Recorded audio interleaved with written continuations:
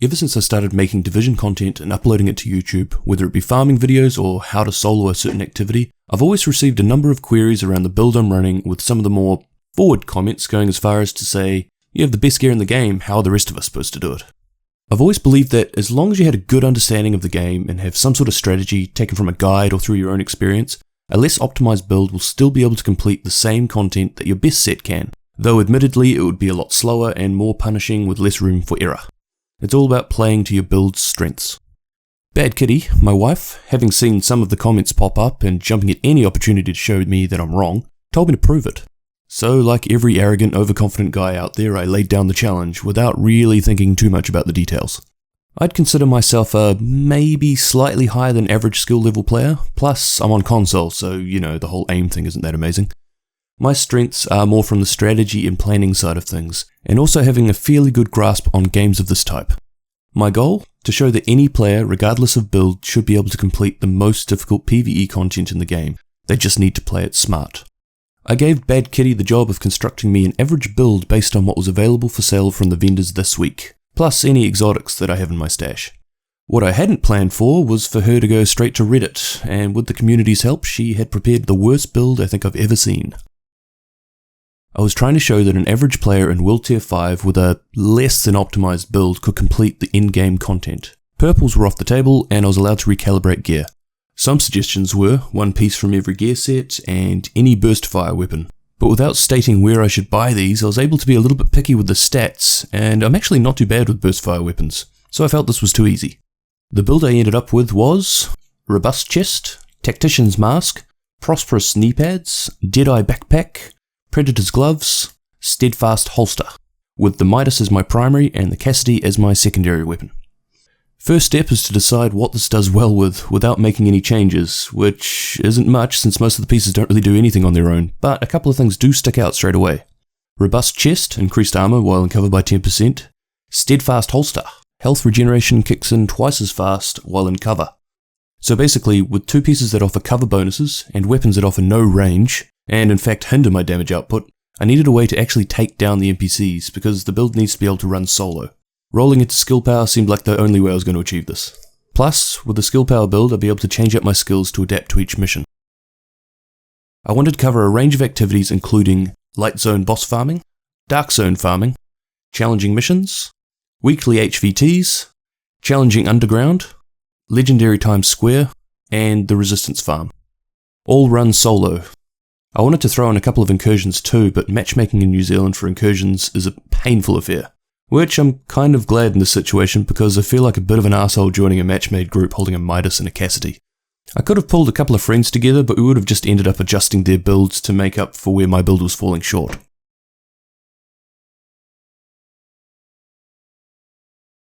As expected, there really wasn't too much of a noticeable difference between running one of my best builds and this trash tier build.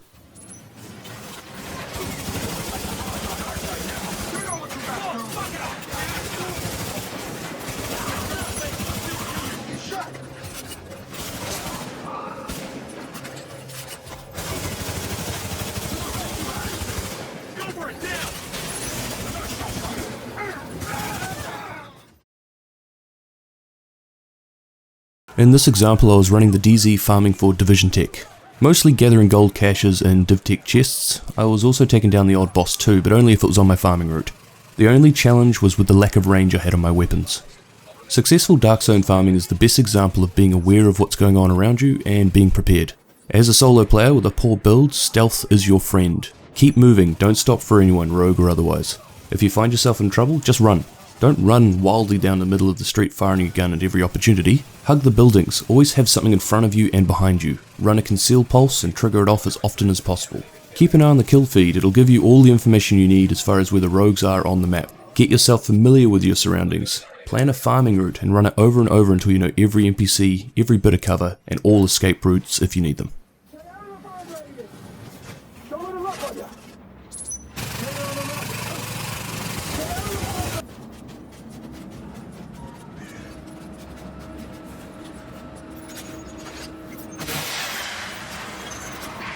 Chopper is inbound.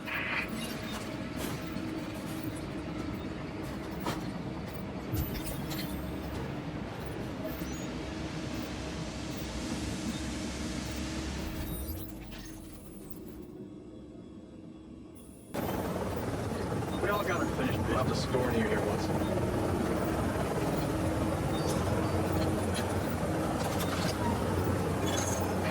Confirmed. Cargo secured. I ain't getting the fucking fire.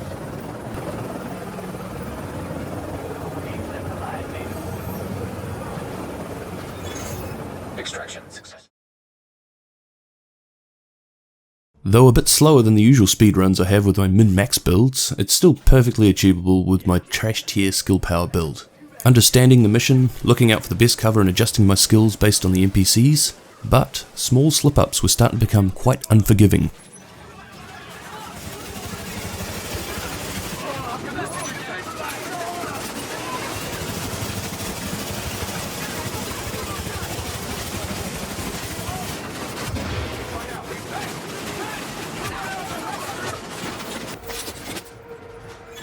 Warning. Hostiles inbound on your position.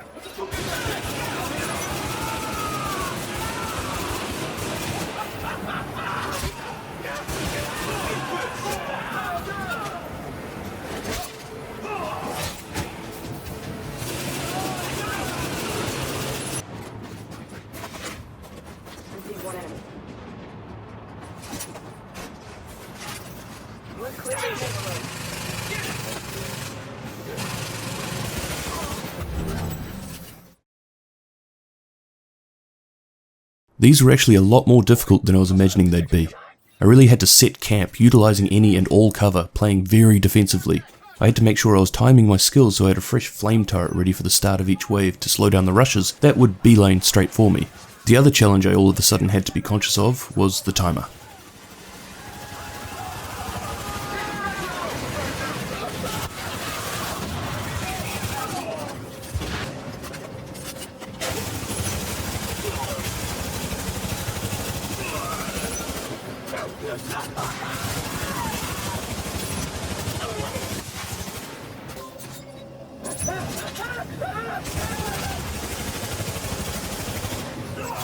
High value target has been eliminated. I'm not a huge fan of the Underground. I think I burnt out on it a bit from playing it too much when it was first released in year 1. I didn't turn on any of the modifiers, it was just a straight challenging mission. This was hard, but to be honest, the only things that killed me was either me, trying to rush through the mission too quickly, on a character with no toughness, or hunters. Almost every time I played it, I spawned hunters, and for some reason I was never prepared for it. It's like I just kept forgetting that they could be spawned.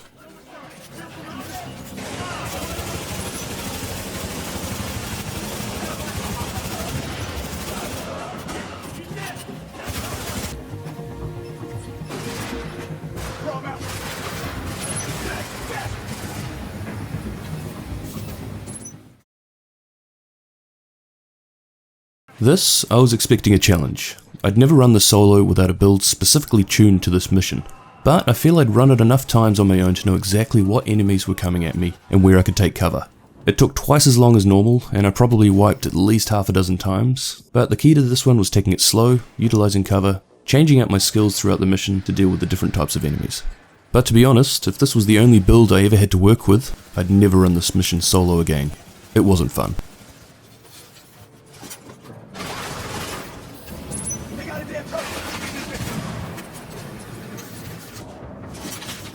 Just give me a minute.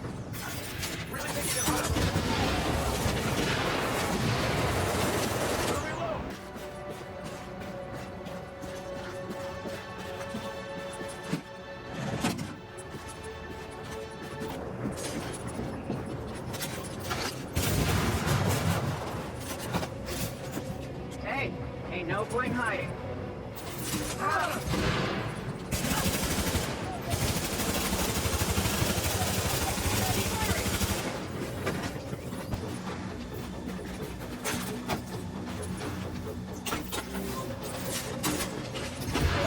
Warning. Hostiles detected.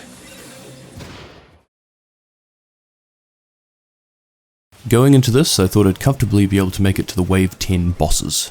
I was very wrong. The best I could consistently get to was Wave 8, but regardless of the map, the waves of shotgunners could take me down before I could react.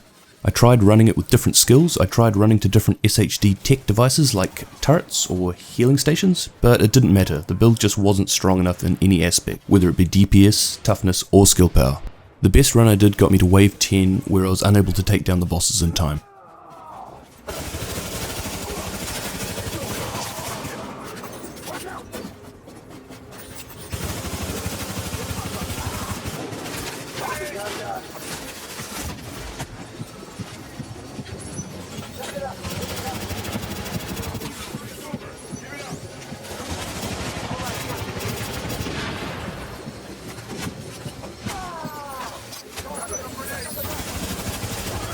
Deal with remaining enemies.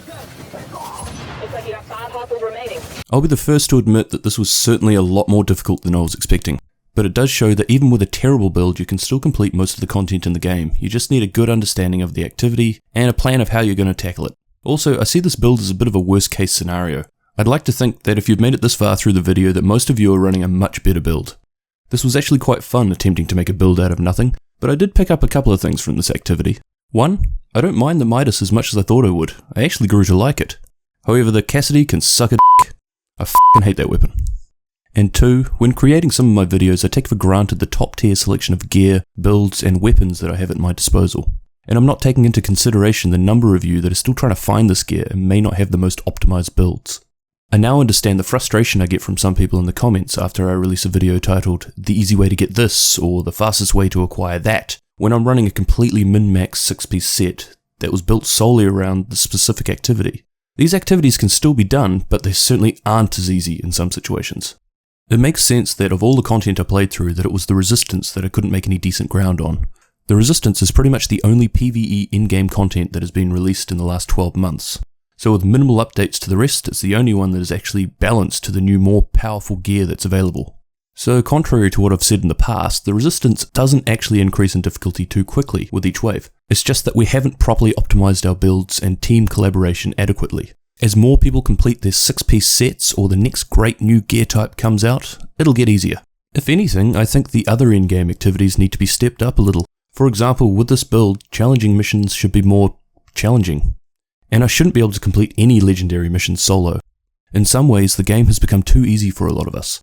So when something new and challenging comes out, we're too quick to accuse it of being too difficult. Don't misunderstand me though, I don't think that the in-game content should be locked off to everyone but the 1%ers, who have all of the gear and knowledge. But I do think as a new, more powerful gear type is added to the game that all in-game activities, including rewards, need to be adjusted. Perhaps a new difficulty level. Too many things released in Year 1 have been neglected. I'm hoping with the updates to the Underground that this is a positive start to having other game types getting a revamp, like Survival and Last Stand. Hell, I'd just be happy if they made it so I could actually play Last Stand. Most Australians and New Zealanders haven't been able to matchmake since about 2 weeks after it was released. If you're a day 1 player or you have most of the gear that you could possibly need, I'd recommend trying this out. It'll certainly put your skills and game knowledge to the test. And like in my situation, it might actually help open up your eyes and sympathise for players new to World Tier 5. I'll certainly be helping out more in matchmaking and dropping more in the way of rewards at the end of each mission. Unless it's a Cassidy, I wouldn't wish that on anyone. Myself, I'll be trying to focus a little more on whether my guides cater to players with less than optimized builds, or to be more transparent with what's required out of your build in order to complete what I'm showing. Anyway, if you've made it this far through the video, thank you very much for watching. I've actually had a lot of fun with this, using new weapons, playing around with gear I usually wouldn't touch, and really testing my knowledge of the missions. If you have any ideas for future challenges, let me know in the comments below. Cheers! Objective. Hostiles inbound in 20 seconds.